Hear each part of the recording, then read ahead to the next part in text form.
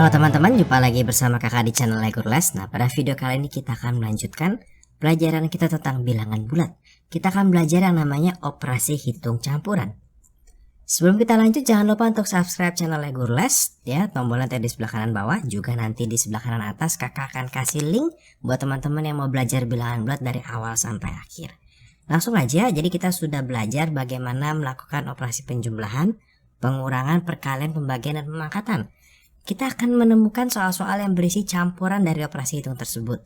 Nah, untuk menyelesaikannya kita harus ingat beberapa langkah berikut. Yang pertama, jika ada tanda kurung, maka kita akan mengerjakan yang ada dalam kurung terlebih dahulu. Tentunya ada tingkatan kurung ya, ada kurung yang biasa, ada kurung yang kurawal, ada kurung siku. Nah, ini harus diperhatikan juga. Kemudian kita akan mengerjakan dengan urutan pangkat terlebih dahulu. Kemudian perkalian dan pembagian. Ini kakak ada salah tulis, pembagian harusnya, penjumlahan dan pengurangan. Kita langsung coba aja di contoh soal yang pertama. Di sini kakak punya 56 ditambah 32 dibagi 8 dikurang 4 kali 3. Nah, kalau kita lihat di sini tidak ada tanda kurung, artinya kita mengerjakan pembagian dan perkalian terlebih dahulu. Maka 56-nya belum diapa-apain nih ya. Yang kita kerjakan ini dulu nih. Ini dan ini boleh kita kerjakan masing-masing. Kenapa? Karena mereka dibatasi oleh tanda kurang ya. Jadi ini boleh dikerjakan terlebih dahulu. Berarti 32 dibagi 8 itu adalah 4. 4 dikali 3 itu adalah 12 ya. Tetap minnya ikut ya, 12. Min 4 kali 3 hasilnya adalah minus 12. Nah, ini sudah perkalian semua ya, sudah penjumlahan dan pengurangan semua. Sekarang kita jumlahkan. Ini 60 dikurangi 12 hasilnya adalah 48. Soal yang sama kalau kita kasih kurung hasilnya akan jadi berbeda gitu ya. Contohnya yang seperti ini. Kita punya 56. Di soal yang kedua ini kita punya 56 ditambah 32 tapi ada dalam kurung dibagi 26 dikurang 4 dikalikan dengan 3. Maka kita mengerjakan dulu yang ada dalam kurungnya ya. 56 ditambahkan 32 itu hasil adalah 88. Dibagi 26 dikurangkan 4 itu 22 dikali 3. Nah, seperti ini kita mendapatkan perkalian dan pembagian semua masih satu level, artinya kita kerjakan dari kiri ke kanan. 88 dibagi 22 dulu hasil 4 dikali dengan 3, maka hasil akhirnya adalah 12. Nah, kita coba sekarang yang jauh lebih rumit ya. Di sini kakak punya yang lebih panjang dan lebih banyak kurungnya. Kalau kita lihat di sini, maka kita cari dulu kurung yang paling kecil itu yang mana? Ya, itu adalah yang ini dan yang ini ya. Oke, jadi yang lain kita jangan pusingkan dulu. Kita lihat yang dalam kurungnya dulu ya. Ini berarti 12-nya kita tulis lagi. Minus, ada kurung kurawal. Minus ini bisa dikerjakan sebetulnya karena tidak terpengaruh dari si kurung ini. Ini hanya bisa hati ya. Kita masih bisa membedakan minus 3 dan minus 3 kuadrat. Nah, ini apa bedanya nih kalau ada kurungnya dan tidak ada kurungnya? Kalau yang atas ini berarti min 3 dikali min 3. Kalau ini artinya minus 3 dikali 3 gitu ya. Yang dikuadratin hanya 3-nya saja. Sehingga di sini kita punya 3 dikuadratkan 9 karena minus jadi minus 9 dikali 13 dikurang 10 adalah 3 ya. Tutup kurung ditambah 24 dikurang 18 itu adalah 6 dikuadrat ya, dibagi 9. Berapa nih hasilnya gitu ya. Maka ini 12 dikurang, nah ini kita kerjakan dulu nih. Min 9 dikali 3 itu artinya minus 27. Ditambah 6 kuadrat berarti 36 dibagi 9. Nah, ini kita bisa jumlahkan dulu ini sebetulnya ya. Ini kalau kita buka kurungnya 12 ditambah 27 ditambah ini kita kerjakan terlebih dahulu 36 dibagi 9 hasilnya 4. Maka hasilnya adalah tinggal kita jumlah nih 12 ditambah 27 itu artinya 39 ditambah 4 maka nanti hasil akhirnya adalah 43. Jadi cukup mudah ya, yang penting kita bisa mengerjakan dari kurung yang terdalam. Nah, kita coba sekarang yang lebih rumit lagi, kurungnya tambah banyak ya. Di sini kakak punya soal seperti ini. Jadi langkah pertama yang kita lihat adalah kurungnya terlebih dahulu. kurung yang paling kecil itu yang mana yang kita kerjakan terlebih dahulu gitu ya. Kalau kita lihat ya, di sini kita punya kurung kurawal, punya kurung siku. Di dalamnya ada 2 buah kurung kurawal ya. Ada bagian yang sebelah kiri, ada bagian yang sebelah kanan. Nah, 2 bagian ini sebetulnya bisa dibilang terpisah sehingga kita bisa mengerjakan masing-masing secara bersamaan gitu ya. Jadi jangan kerjain satu-satu semua ya. Kita bisa mengerjakan secara bersamaan. Ini kurung kurawal tetap ada. Di sini kalau kita lihat 5 dikeluarkan bisa kita kerjakan, maka kita punya 25 ditambah, nah ini boleh kita kalikan ya. Ini berarti hasil adalah minus 24 dipangkatkan 3 dikurang, nah ini yang di sebelah kanannya kita punya 7 dikali, nah ini ada sebuah kurung, kita bisa kerjakan terlebih dahulu. 18 dikurang 9 itu adalah 9 dikurang 43 ditambah, nah ini yang tadi kakak ajarkan ya, berarti ini kalau minus 3 pangkat 3 min 3 dikali min 3 dikali min 3, maka ini hasil adalah plus 27. Nah ini tutup kurung kurawal lagi, nah kita punya kuadrat di sini.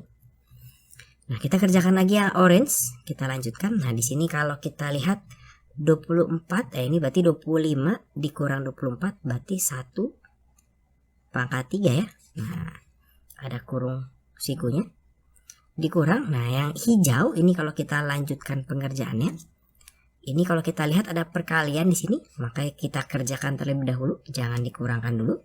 Maka ini 63 dikurang 43 ditambah 27, nah ini ada kuadratnya.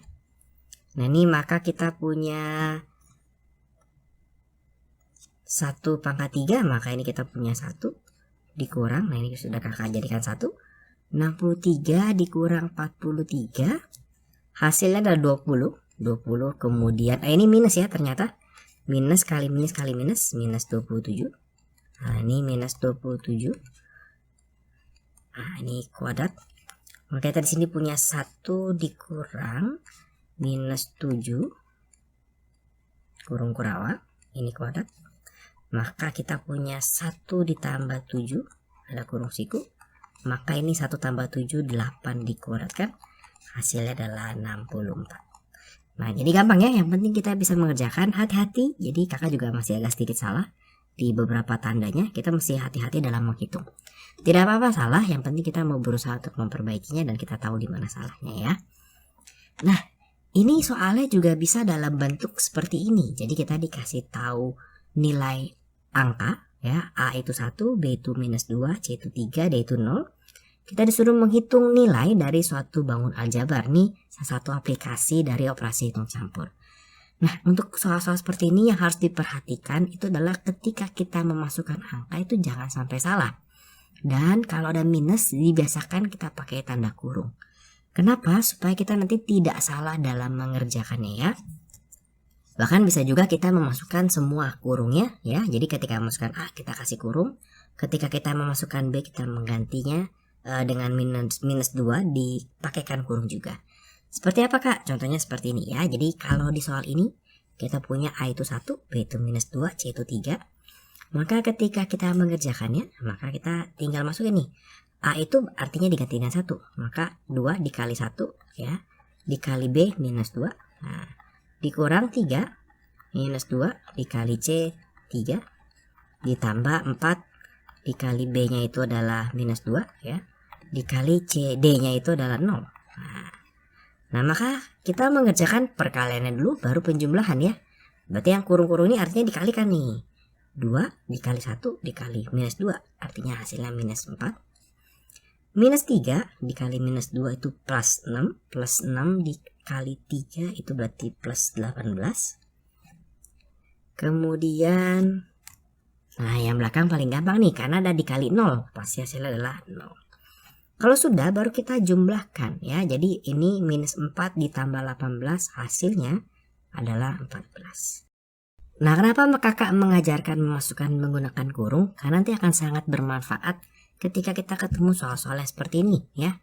Jadi kalau sudah lebih ribet lagi dan yang ada kuadratnya, pangkatnya, ketika kita masukkan dengan kurung itu memperkecil ruang kesalahan kita dalam menghitung. Kita coba aja ya yang B ya. Jadi di sini kita punya 3A kuadrat kali B. Kita coba masukin ya, 3 dikali itu kita boleh hitung dengan titik. Dari tadi kakak belum bilang. A kuadrat itu adalah 1 dikuadratkan dikalikan B minus 2. Tambah 2 dikali minus 2 dikuadratkan dikalikan C nya itu adalah 3. Tambah 5 A kuadrat itu adalah 1. B nya itu adalah minus 2 dikuadratkan dikalikan dikalikan 0. Nah kakak ada kelewat 1 yang ini. Nah ini yang ini. Nah ini kakak tulis di sebelah sini ya. Minus 3 dikali B itu adalah minus 2 dikali D itu adalah 0 kuadrat. Oke, nah ini kalau kita lihat, nah jadi kita bisa memperkecil kesalahan di sini nih, ya. Kenapa? Kalau kita tidak masukkan tidak pakai kurung, nanti kita akan menulisnya adalah kita menulisnya 2 dikali minus 2 kuadrat. Nah ini hasilnya beda. Kenapa? Karena minus 2 kuadrat tanpa kurung dengan minus 2 kuadrat dengan kurung itu yang dikuadratkan beda ya. Kalau ini yang dikuadratkan adalah 2-nya saja. Kalau ini adalah 2 dan minusnya ya. Ini hasilnya adalah 2 dikali minus 4. Ini adalah 2 dikali plus 4. Nah tinggal kita hitung nih sekarang kalau seperti ini. Nah yang ini itu adalah 0. Yang ini juga ada 0. Kenapa? Karena dia ada perkalian dengan 0 ya. Jadi hasilnya 0. Nah yang ini kita coba hitung ya. Berarti ini 3 dikali 1 dikali minus 2 tambah 2 dikali plus 4 dikali 3. Nah ini artinya 3 kali 1 kali minus 2 adalah minus 6. Tambah 2 kali 4 itu 8. 8 kali 3 itu 24. Sehingga jawaban akhirnya adalah 18. Nah jadi cukup mudah ya. Yang penting ketika memasukkan kita tidak asal memasukkan ya. Pakai kurungnya, dipakai kurungnya. Nah ini bentuk soal yang lain, jadi bisa juga dalam bentuk soal cerita seperti ini. Jadi di sini dalam suatu lomba atau suatu pertandingan atau suatu kompetisi biasanya gitu ya. Atau dalam kompetisi sepak bola, kalau menang dapat nilai berapa, kalau seri dapat nilai berapa, kalau kalah tidak dapat nilai. Nah seperti itu. Nah itu kita bisa menyelesaikan dengan cara operasi hitung gitu ya. Nanti kita akan membuat bagaimana cara menyelesaikan soalnya. Nah, yang penting ketika ketemu soal seperti ini adalah kita membuat tabel. Ya, kita coba aja ya. Jadi di sini ada lomba matematika menetapkan untuk jawaban benar mendapatkan nilai plus 2. Untuk jawaban salah mendapatkan nilai minus 1. Dan untuk soal yang tidak dijawab mendapatkan nilai 0. Ya, untuk pertanyaan A, berapa nilai seorang siswa yang menjawab 100 soal dengan 72 dijawab benar dan 5 soal tidak dijawab, gitu ya.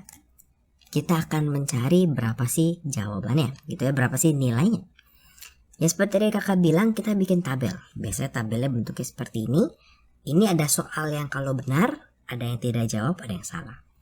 Ada poinnya nih ya. Dia ada poinnya. Kalau dia benar dia mendapat plus 2. Kalau dia tidak jawab dia mendapat 0. Kalau dia salah dia mendapat minus 1. Di kolom soal kita akan mengisi dengan ininya. Kita keterangan-keterangan ya. Jadi dia menjawab benar 72 soal nih. Yang tidak dijawab 5. Kalau totalnya ada 100 soal ya, maka di sini kita bisa cari nih. 100 dikurang 72 dikurang 5. Berarti ini adalah 23 ya. Kalau sudah kita bisa menghitung nilainya ya. Berarti 2 dikali dengan 72 hasilnya adalah 144. 0 dikali dengan 5 itu hasilnya adalah 0. Min 1 dikali dengan 23 tadi totalnya itu hasilnya adalah minus 23.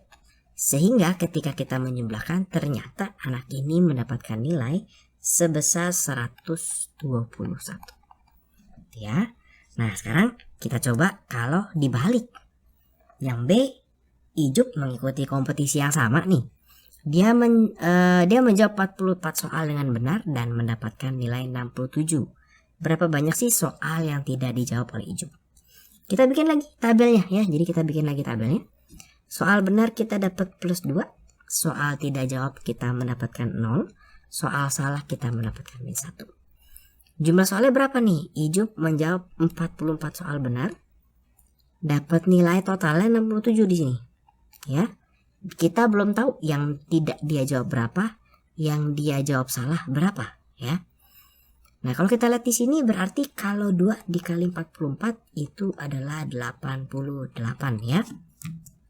Dari 88 ini kalau tidak jawab itu tidak berpengaruh.